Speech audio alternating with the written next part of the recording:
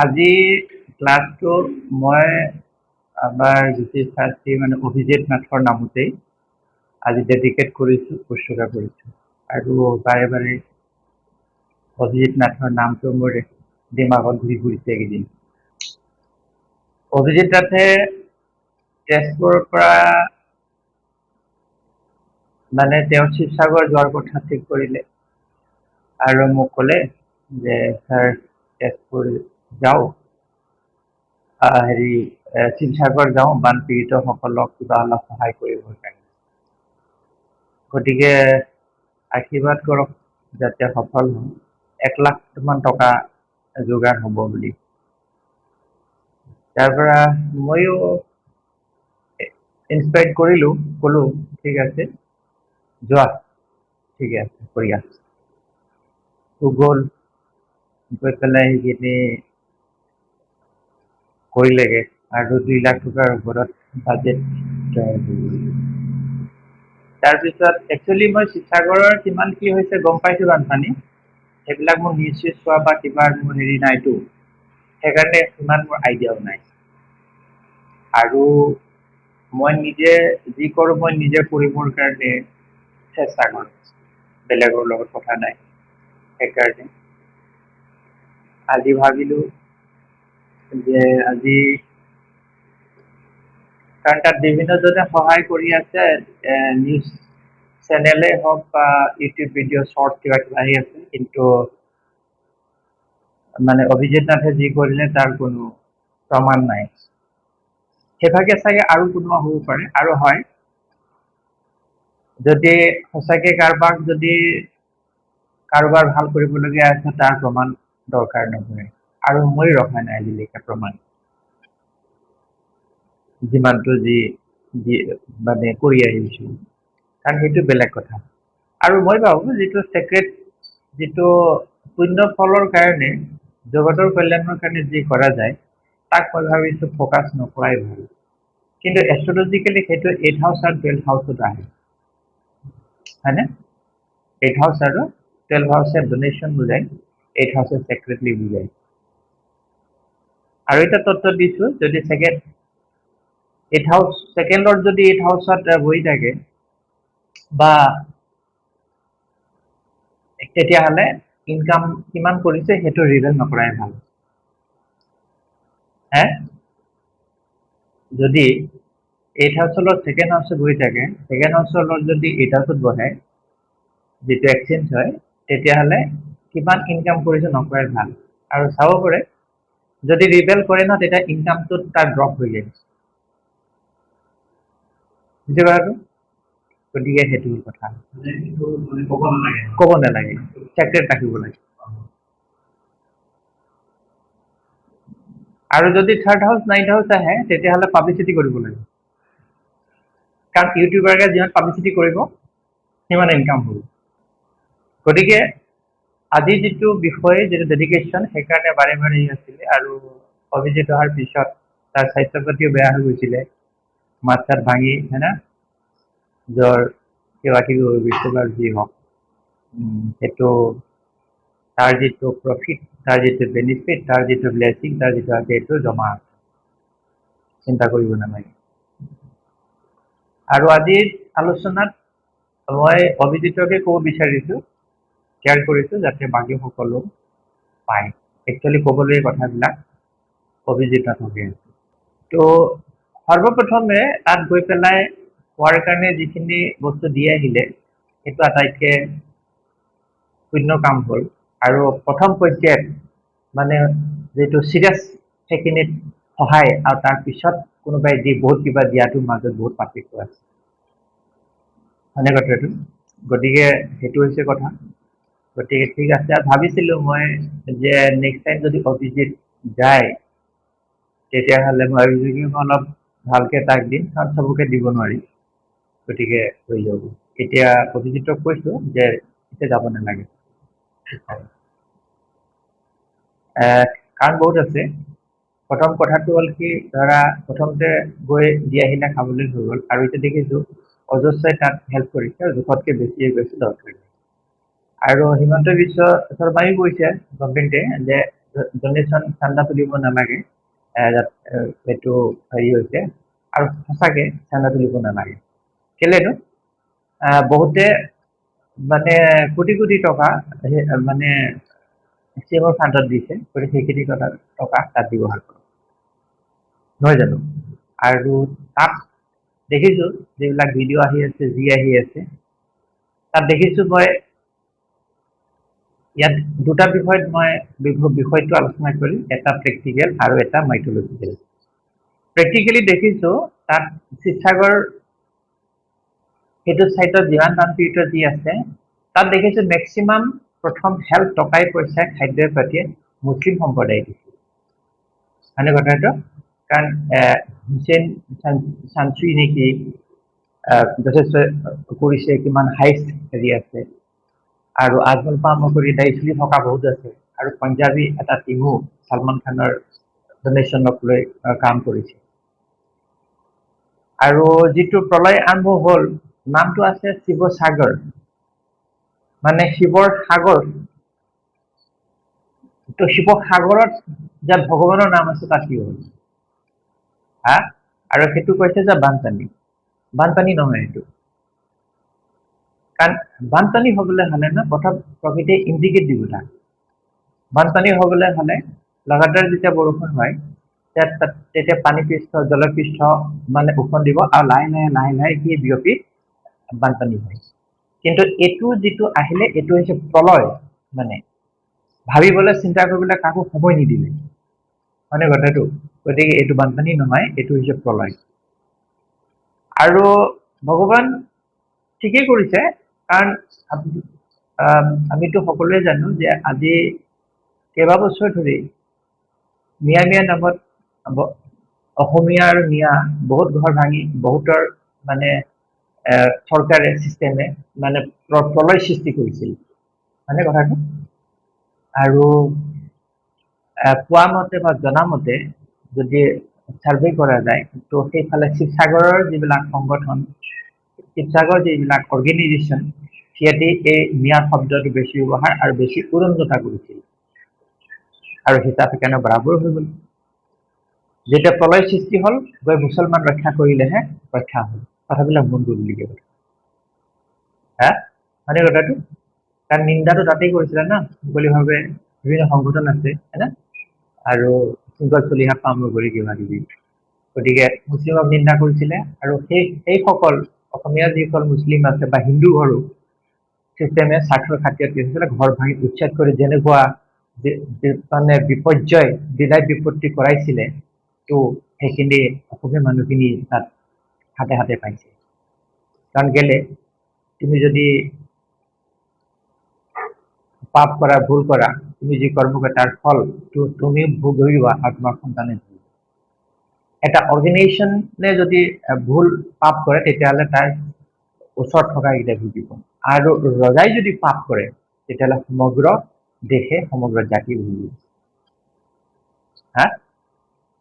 আৰু প্ৰেক্টিকেলি যিটো দেখিছো, যিটো প্ৰলয় যিখিনি দেখিলো, যে এনেকে পানী আহিলে, ইয়াত কি হয়, অনেক কথা অনেক হয়। সেইটো কাৰণ মোৰ যিটো মই দেখিছো, মোৰ বিবেচনা, মই সেইটো মানে তোমাৰ আগত, অভিজিতৰ আগত মই মানে বস্তুটো শ্বেয়াৰ কৰিছো।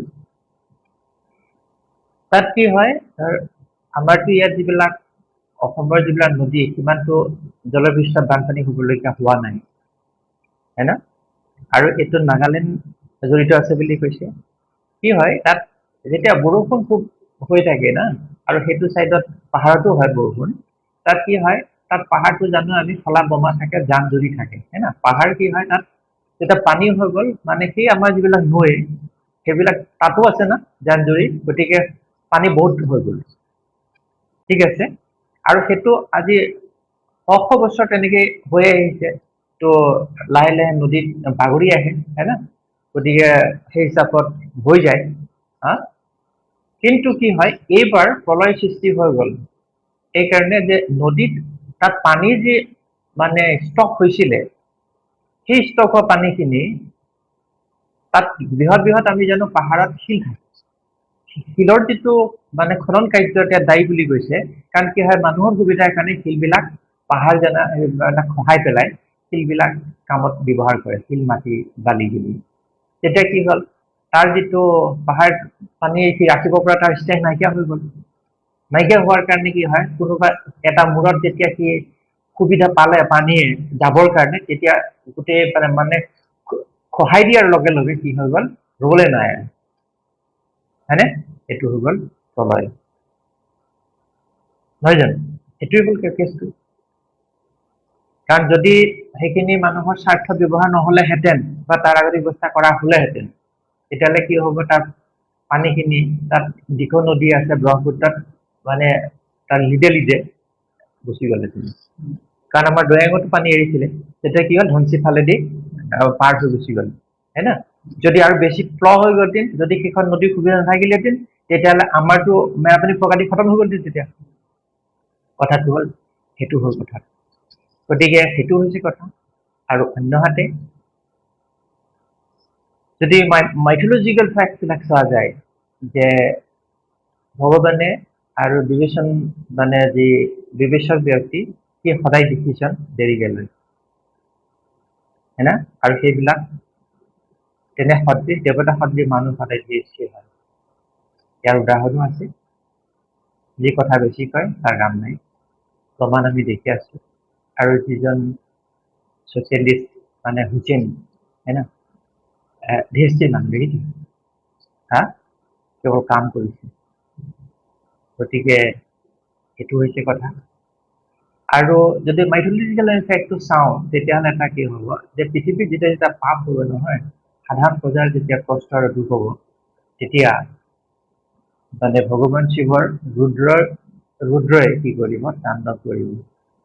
তাণ্ডৱ হৈ গ'লে প্ৰলয় সৃষ্টি হ'ল, প্ৰলয় হৈ গ'লে বিনাশ অনিবাৰ্য। সেই বস্তুটোৱেই হ'ল। কাৰণ কি দেখিছো আমি ভাৰতবৰ্ষৰ অৱস্থা, এইফালে বানপানী এইবাৰ নামত এনেকুৱা প্ৰলয়ৰ কাহিনীও হোৱা নাই, হা?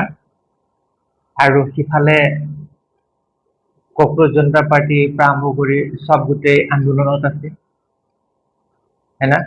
আৰু ইয়াত চিষ্টেমে একো কৰিব পৰা নাই, আৰু সিহঁতে লুটন আৰু শোষণত আছে, আৰু মিছা কথাৰ ভাণ্ডাৰ চলি আছে।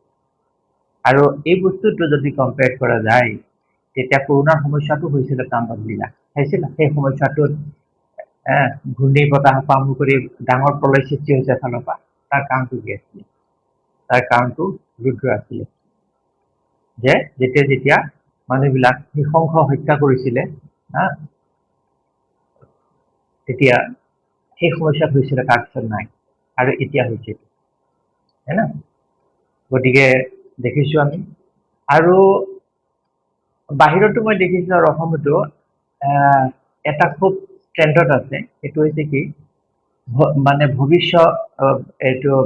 ভৱিষ্যমাণিজনে কি গ্ৰন্থ লিখা আছে, যে সত্য যুগ আৰম্ভ হৈছে, আৰু কি এটা ব্ৰাহ্মণ আছে না, পডকাষ্টতো আহে, কৈছে যে এইটো এই 32 চনত মানে এইটো যুগ শেষ হ'ব, প্ৰলয় আৰম্ভ হ'ব, এনেকে তাণ্ডৱ লীলা চলিব, আৰু তাৰপিছত সত্য যুগ আৰম্ভ হ'ব। সেইকাৰণে জগন্নাথৰ নাম কীৰ্তন কৰিব লাগে, মানে পাপীবিলাক ইয়াত নষ্ট পাব, সত্য যুগ প্ৰতিষ্ঠা হ'ব। কিন্তু কিতাপ পঢ়ি, শাস্ত্ৰ পঢ়ি ব্ৰহ্মতত্ত্ব জ্ঞান ল'ব নোৱাৰে, যদিহে এজন তত্ত্বদৰ্শী সন্তৰ দ্বাৰা পোৱা নাযায়।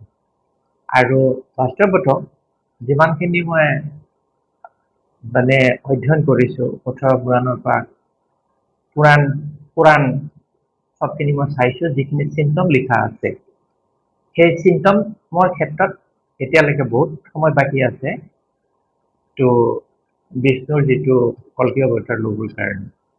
কাৰণ তাত সেইটো আছে, কাৰণ যেতিয়া তাতো ভাগৱতৰো 10ম স্কন্ধত লিখা আছে, যে পশ্চিমৰ পৰা ৰজা এজন আহিব, সিয়ে ধ্বংসৰ পথত লৈ যাব, আৰু সেইজন ৰজা কোন নকলো, সকলোৱে বুজি পাইছে।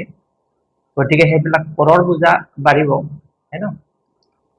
আৰু কৈছে যে 7টা সূৰ্যৰ সমান তাপ হ'ব, আৰু খাদ্য যিবিলাক সেইবিলাক নাটনি হ'ব।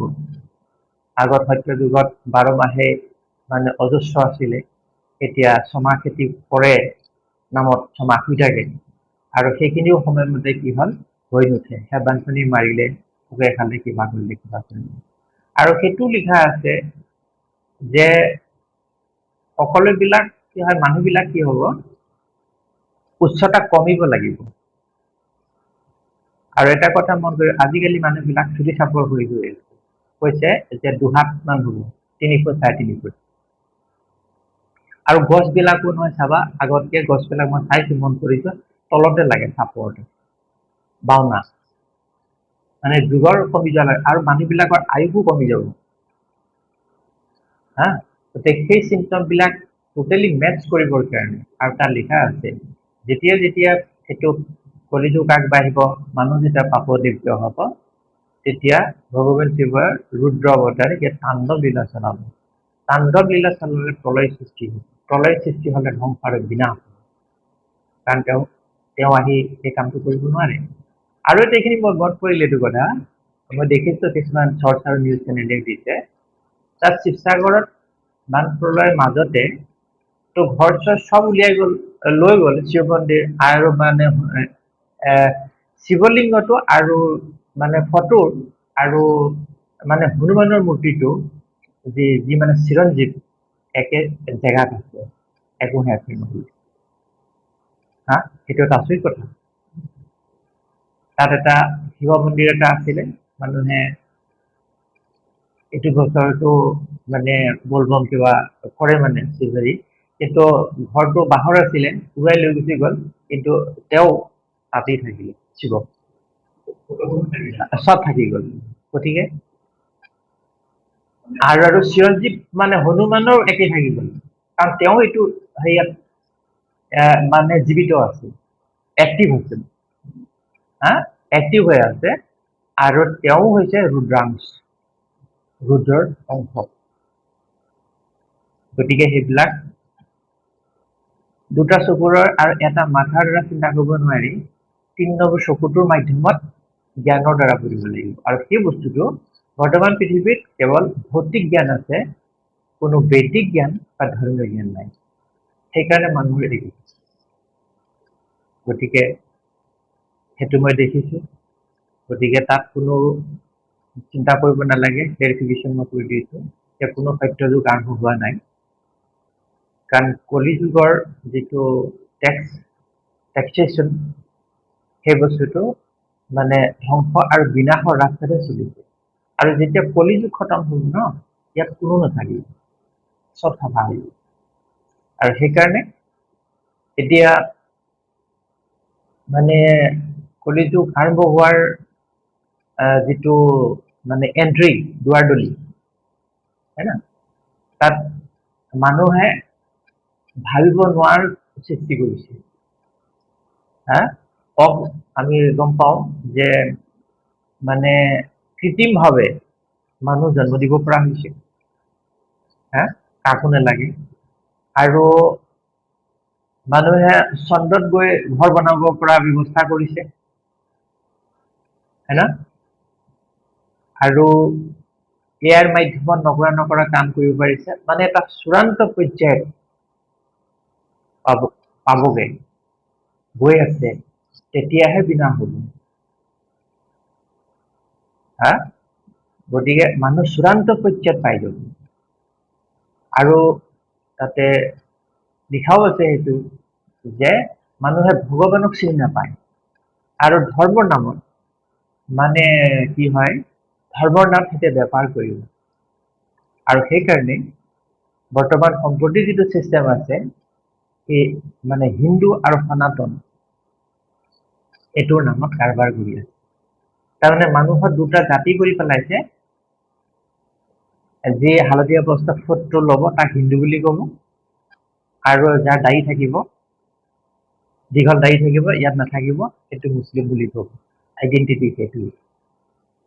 কিন্তু ধৰ্ম হৈছে সেইটো যিটো মানে হুচেইনে কৰিছে, মানে হুছেইন বোলা যিজনে কৰিছে, আজি আজমলে যিটো কৰিছে নহয়, যিটো কাম কৰিছে, মানুহৰ কাৰণে সেইটোহে হৈছে ধৰ্ম। নিউজতো দুটামান আছে না, সত্যৰঞ্জন বৰা বুলি, সেইবিলাক কৈ আছে হা, তপতটো ললেই হিন্দু আৰু সনাতন মানুহ।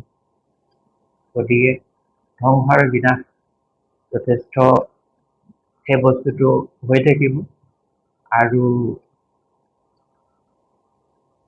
ৰজাই যেতিয়া পাপ কৰিব প্ৰজাৰ শোষণ আকৌ প্ৰলয় হ'ব, কিনিবা। গতিকে সেইভাগে যুগ আগবাঢ়িব আৰু তাৰ মাজত জীয়াই থকাটো যথেষ্ট জটিল। আৰু তাক প্ৰথম নিজে প্ৰিপেয়াৰ হৈ লোৱা। কাৰণ এইকাৰণে তোমাক মই তাত মন কৰিছো, কাৰণ যথেষ্ট এতিয়া দিছে হৈছে, কাৰণ সেইটো সময়ছোৱাটোত কথা বেলেগ আছিলে। গতিকে এইটো কাম হ'ল, ঠিক আছে। আৰু যি পইচা যি আছে, কাৰণ অসমত তেনেকুৱা ধনী মানুহ নাই হা, য'ত কৰোৰ টকা খেতি যেনেকে দিব পাৰিছে, গভৰ্ণমেণ্টে দিব পৰা নাই। গভৰ্ণমেণ্টৰ লগতে পইচা নাই। সেইটো তাৰ 3টা ল'ৰা, সেইটো 70 লাখ টকা সেইটো প্ৰত্যক্ষভাৱে, এইটো পাণ্ডে বোলা যিজন টিচাৰ 16,000 কোটি টকা নে 1600 কোটি টকাৰ মালিক, ওনাৰ নিজে গৈ কৰিছে। খুব ভাল কথা। আছে পৃথিৱীত ভাল মানুহ, এতিয়াও আছে। গতিকে আমাৰ অসমৰ মানুহত মই এটাই বস্তু দেখিছো, সিহঁতে এটা বস্তু চিনি পায়, তোমাৰ যদি অলপ উন্নতি হৈছে, তেতিয়াহ'লে সি তোমাক হিংসা কৰিবলৈ ল'ব। সি কেতিয়াও নাভাবে যে মই ইয়াৰ আগত মই কৰ্মৰ বলত কেনেকে আগবাঢ়ি যাম। এনে কথাটো। আৰু সেই বস্তুটো হয়, সেইভাগে মই দেখিছো, প্ৰমাণ আছে, মোৰো লাখ লাখ টকা খাই ৰাখিছে। সিহঁতি ভাবিছে যে সেই বস্তুটোত থাকে, আৰু অন্য আছে। সেইকাৰণে কৈছো, তোমাৰ যিমান যি দিছা, যি দিলা, সেইটো হৈ গ'ল। এতিয়া তোমাৰ নিজৰ কাৰণে ব্যৱস্থা কৰা, যাতে সময় বৰ বেয়ালৈ গৈ আছে। কিন্তু তুমিতো দিলা, কিন্তু তোমাক দিয়া মানুহ কোনো নোলাল। গতিকে ঠিক আছে, মই সেইটোত কোৱা নাই, কাৰণ অলৰেডি প্ৰথম আগত যিখিনি দিলা সেইখিনি হৈ গ'ল, এতিয়া সেইখিনি চলিব। ঠিক আছে, দিবলগীয়া হৈছে, ঠিক আছে। তোমাৰ জীৱনৰ বাটত তোমাৰ সকলোখিনি তুমি যোগাৰ হোৱাৰ পিছত দি থাকিব যে এইকেইটা মই দিলেও মোৰ একো হানি বিঘিনি নহয়, হয় না? সেইটো তোমাৰ ধৰ্ম, যি জাতিয়ে নহওক, যি হয়। গতিকে তোমাৰ জীৱনৰ বাটত যাক যাক যেতিয়া পাবা, তুমি সেইখিনি তুমি দি যোৱা। কাৰণ সেইকেইটা ৰাস্তাত পোৱা কেইটা, সেইকেইটা কাৰণ সেইকেইটাক সিহঁতৰ কাৰণে আৱশ্যকখিনি বেছি জৰুৰী। গতিকে তাক দিয়াৰ চেষ্টা কৰা। বুজি পাইছো মই কি কব বিচাৰিছো? হা, তোমাৰ খিনি ৰাখি যে এইখিনি দিলেও মোৰ একো হানি বিঘিনি নহয়। আৰু সেইটো কেতিয়াও ব্যয় নহয়, সেইটো হ'ব ইনভেষ্টমেণ্ট। গতিকে মই দি আহিছো, মোৰ মানে ৰেজিষ্টাৰ্ড আছিলে আগত, এতিয়া নাই, সেইবোৰ অলপ মৰিলেও হেৰি হৈ গ'ল, আৰু মই য'ত গুচি যাওঁ। গতিকে সেইটো তোমাৰ যি আছে, তোমাৰ খিনি কাম কৰি লোৱা। কৰাৰ পিছত জীৱন বাটত নিজৰ খিনি যোগাৰ কৰা। জীৱন বাটত যেতিয়া সময় সাপেক্ষে যেতিয়া জিৰণি চৰাত যেতিয়া পাবা কাৰোবাক যে ছাতি নাই, খাবলৈ নাই, তেতিয়া তাক যিমানটো পাৰা দি দিয়া, বাছ হৈ যাব। কাৰণ কেলে, তোমাৰ ইনকাম, মোৰ ইনকাম কেইটা কষ্টৰ পইচা, নহয় জানো? কিন্তু যিসকলে এতিয়া ডনেট কৰিছে, সেইটোও কষ্ট কৰিছিলে, ঠিক আছে। কিন্তু কি হ'ল, সেইখিনি আমি চাই আছো, পাই আছো। সেই বস্তু সেই তাৰ পৰা যি ইনকাম হৈছে, সেইটো তাত ব্যৱহাৰ হৈছে। গতিকে দুইটাৰ উপাৰ্জনৰ মাজত কিছু পাৰ্থক্য আছে, নহয় জানো? হা, কাৰণ তেওঁলোকে ইউটিউব হেৰি চলাইছে, এই কৰিছে, দেখিছে। মানে হুচনৰ কথাই কৈছো, বিজনেছ মানিছো। ইউটিউব যথেষ্ট মিলিয়ন মানুহে চাই, তাৰ পৰা উপাৰ্জন, তাৰ কন্ট্ৰিবিউচন দিছে। হয় না? মোৰ তেনেকে এটা আছিলে গুৱাহাটীত চিনাকি, সেই তাৰ গাড়ী বেপাৰ আছে, দি দিয়ে। আমুকক গাড়ী লাগে তাক দি দিয়ে 5,000 10,000 পাই যায় সেইকাৰণে যাক তাক সি পইচা বিলাই দিব পাৰে কিন্তু মই নোৱাৰো না হা মই নোৱাৰো এইটো কৰিব এতিয়া পাইছে সেইটা মজা আৰু এটা কথা দেখিছো মই যদি মানে পাপীৰ লগত মানে অধৰ্মীৰ লগত থাকা তো তোমাৰ একেই ফলে ভুগিবা চোৰৰ লগত যদি থাকা পুলিচে উঠাবই তোমাক কেছ হবই এতিয়া মানে জয় শ্ৰীৰাম যিটো লগত ধৰ্মৰ নামত সনাতনৰ নামত যি বেপাৰ কৰি আছে তাক চবৰে একেই অৱস্থা শাস্তি অভাৱ অনাটন দৰিদ্ৰতা সেইটো ভুগিব লাগিব সেইটোও নেৰাখে হা গতিকে সেইকাৰণে মানে এই যে যিটো মানে মাৰ্কেটিঙত চলি থকা যিটো ধৰ্ম সেই ধৰ্মক বাদ দি পেলাই যদি মানুহৰ 2-4জনক যদি কল্যাণ কৰিব পৰা যায় সেইটোৱে হৈছে আচল ধৰ্ম গতিকে সেইখিনি এডভাইচ দিবলগীয়া মোৰ সেইটোৱে আছিলে যে নেক্সট টাইম মই ভাবিলো বহুত কথা গতিকে নিজৰ তৈৰি কৰা অলৰেডি লাইনত লাগি গ'ল আৰু এইখিনি নিজৰখিনি তোমাৰ যোগাৰ কৰা ধৰা এতিয়া সেই 10,000 টকা যথেষ্ট পইচা তোমাৰ কাৰণে গতিকে ঠিক আছে তোমাৰ কামখিনি আগত তুমি কৰি লোৱা চিধা যদি মই কওঁ তোমাৰ যিখিনি তুমি কাম কৰিছা কাৰণ 10,000 টকাত তোমাৰ 2 গাড়ী বালি পাই যাবা তুমি চাৰ্টেনলি যেতিয়া তোমাৰ এটা ঘৰ এটা হেৰি হোৱাৰ পিছত যেতিয়া তুমি সফলতা সুখটো চবেই বিচাৰিব গতিকে সফলতা হবা তাৰপিছত তোমাৰ যি উপাৰ্জন যি হ'ব তো তাৰ পৰা তুমি তাৰপিছত ৰাস্তা ঘাটে য'ত পাবা যাক আৱশ্যকীয় বুলি ভাবিবা তাক কাৰণ সেইকেইটা কোনো নাপায় না সেইকেইটা কোনো নাপায় গতিকে তাত ব্যৱহাৰ কৰে গতিকে কথাবিলাক হ'ল আৰু লাহে লাহে তেনেকৈ ডাঙৰ হ'ব লাহে লাহে সম্প্ৰসাৰণ হ'ব প্ৰথম নিজৰখিনি যোৰা আজি মানে হুছেইন মনচুৰীৰ যিটো হেৰি আছিলে সিও দৰিদ্ৰতা আৰু ভোগ কি বস্তু বুজি পাইছিল আৰু সেই সংগ্ৰাম কৰিছিলে তাৰ অৰ্থ বুজি পাইছে এতিয়া সি পাৰিছে দিব পাৰিব হা অৱশ্যে হাই চেংকিং আছে গতিকে সেইখিনি কৰিব লোৱা সেইকাৰণে ভাবিলো দৰকাৰী কথা হ'ব কাৰণ মোৰ কামটো হৈছে মাৰ্গদৰ্শন দৰ্শন কৰাটো মই গতিকে শেষতে যদি চালা তো সব চলি থাকিব নহয় জানো কাৰণ ভগৱানে দিও চায় আৰু নিও চায় হা সেই সাগৰতে যে মানে শিৱৰ সাগৰ বনাই দিলে এইখন মই এটা কথা সেইখিনি বস্তু মই খাইছো এতিয়া তাতে মানে অধিক সংখ্যকে তাত অৰ্গেনাইজেশ্যন মানুহে তাত হিন্দু মুছলিম মিয়া কৰি মিয়া খেদিবৰ কাৰণে কিমানৰ ঘৰ কিমানৰ জীৱন ধ্বংস দি দিলে আৰু সেই মিয়া মুছলিমৰ নামত না সেইখিনিহে উদ্ধাৰ কৰিলে সৰ্বপ্ৰথম আহিছে কিমান হা সেইখিনিহে উদ্ধাৰ কৰিলে নহ'লে সেইবোৰ নাখাই নগৈ মৰিলে চব হা সেইকাৰণে হিচাপ বৰাবৰ থাকে সেইকাৰণে মানুহৰ জ্ঞান মানে বৈদিক জ্ঞানৰ প্ৰয়োজন হয়